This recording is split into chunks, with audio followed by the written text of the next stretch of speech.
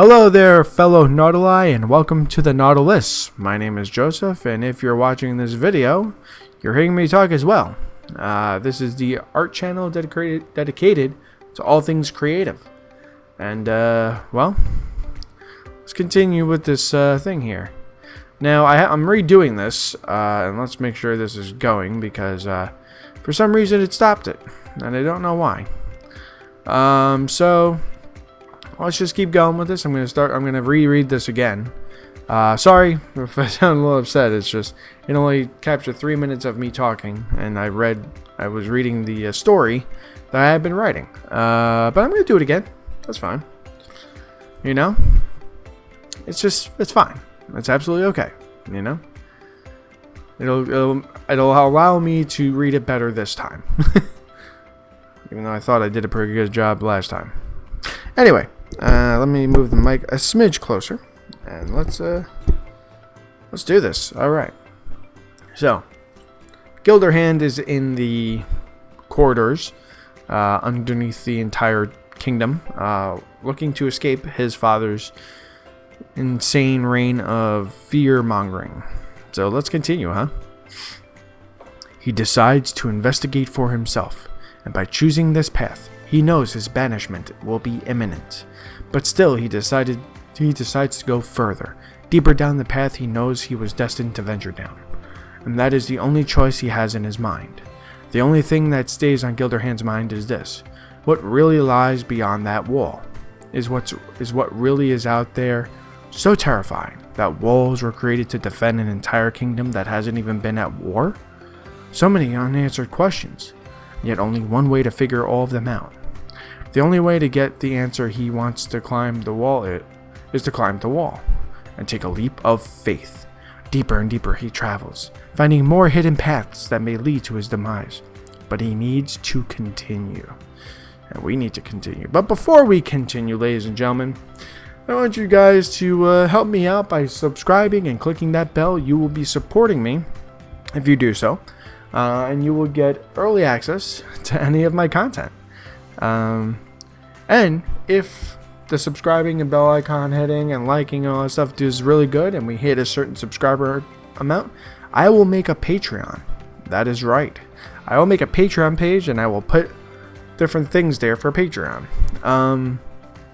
I feel like it's only fitting to do something like that, right? I mean, I feel like you guys would really enjoy a Patreon, and I feel like it's important to make one as a creator, you know?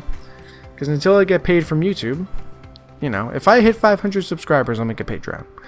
That is a absolute thing that I just said. If I hit 500, I am making a Patreon, okay? But for now, hit that subscribe button, click that bell, like the video, share it with your friends, let people know that I am creating art on here. I am making these art pieces from the back of my head all the way to the fingertips that hit the mouse. Okay?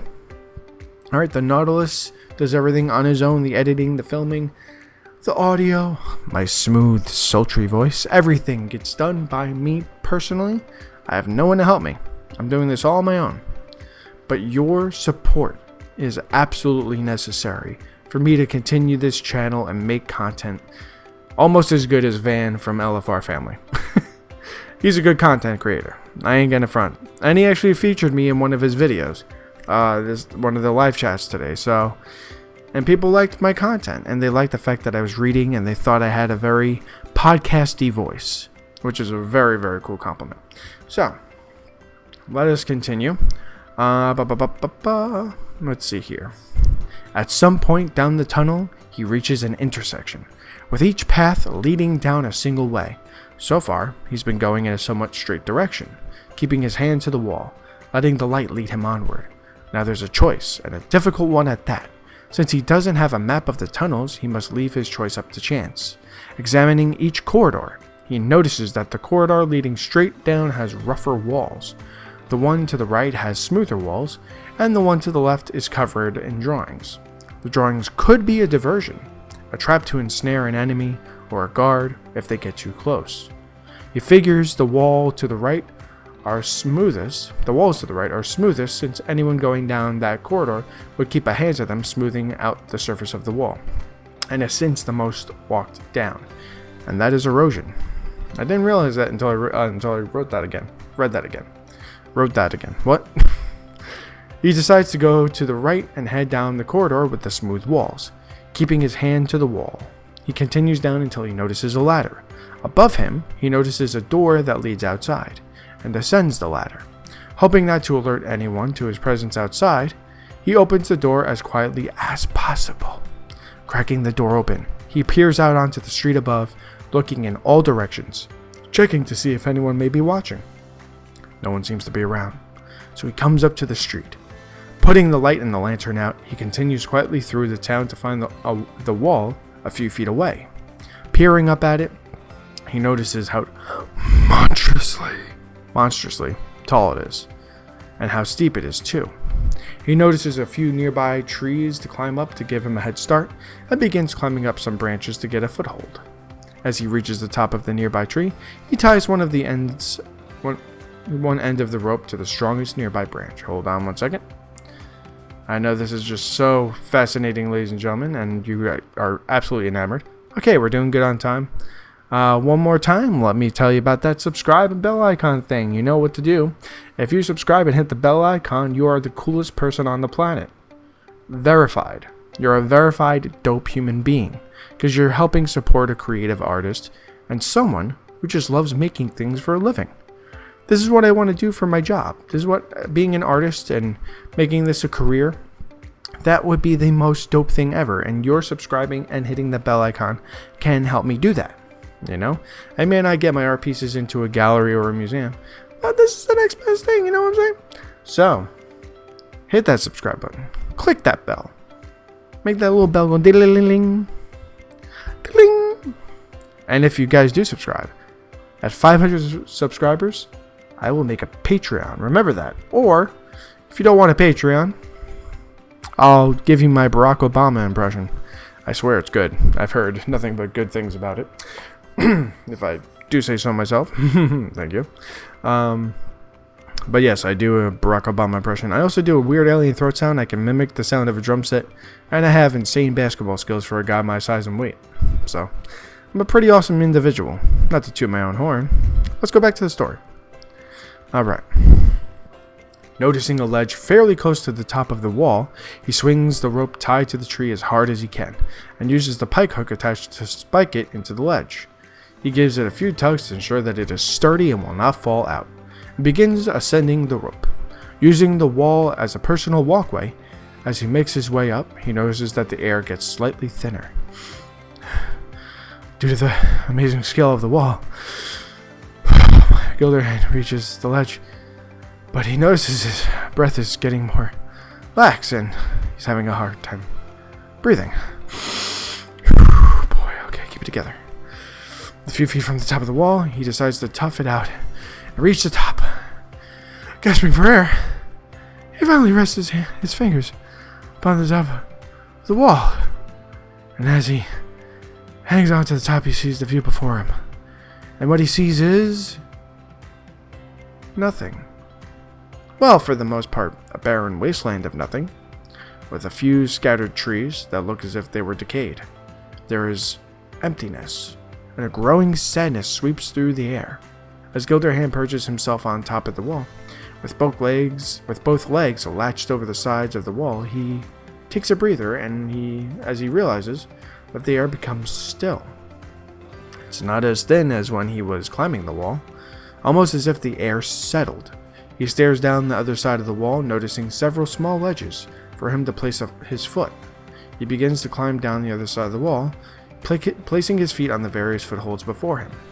Making his descent, he begins to hear shouting and yelling from the other side of the wall, realizing that someone did in fact find the rope attached to the tree. Ooh, suspense. Okay, we're doing good, folks. We are doing good. Let's keep going. Knowing that he could never go back, he quickens his pace in his climb down the other side of the wall.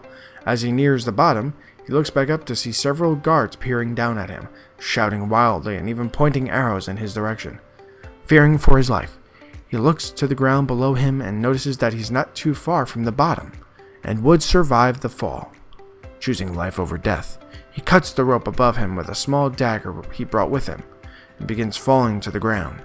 Sliding down the side of the wall, he grabs onto a small ledge just before reaching the ground. He's only a few feet from the ground, so he slowly lowers himself to the ground from the final ledge before finally landing his feet on the solid surface outside the wall. Ooh, we got here faster than before. That's not too bad. We've got 5 minutes left, folks. That's not too bad at all. Let's keep going. Landing on both of his feet, he slowly stands up and peers out over the distance, before looking back up the wall to see the tiny faces of the guards as they yell at him. He can barely hear their voices, but he doesn't care. Searching the nearby land for any form of life, he looks around to see if there are any people or animals, but sees nothing. A desolate landscape of a few trees and roaming hills, with various large mountains in the background. That is all that Gilderhand sees. He picks up his pack, sets out into the wilderness before him. He can never return. He can never look back. And he knows that survival is never concrete. Alright, now we're going to get to the point where the king now finds out what's going down. Back in the kingdom, King Stuart learns of his son's disappearance and immediately calls for his banishment. The king is furious, having warned his son several times of the consequences of his actions. If he ever tries to step foot in this kingdom again, he will be arrested and tried for treason, the king says. He calls for his guards to always be on high alert, just in case he tries to come back. The people of the town are immediately put on curfew, a new rule dished out by the central government. Anyone out beyond curfew will be thrown in prison for breaking a federally appointed law, and shall stay in prison for 6 months' time, as is decreed by the central government. One of the governing officials exclaims from a balcony, "This is the official law that is finalized by both the king and the central government. This law is absolute and cannot be undone." Ooh, intense. Get a little political up in this story here, JDV. What's going on here? The Nautilus, what are you doing with yourself? Getting political as I'm drawing snow.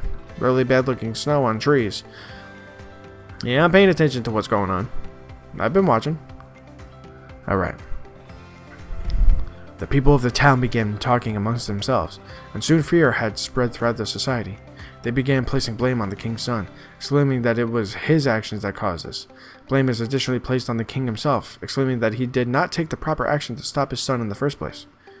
"Sire, the townspeople are beginning to talk amongst themselves," the nobleman of the king's court tells Stuart. "You can hear them out in the streets yelling profanities at not only your son, but you as well." The king looks in dismay. "And why would they be insulting me? I didn't scale the wall," the king exclaims. "It's not my fault my son is out." The king gets cut off. "But it is your fault, sire. At least that's what they are saying.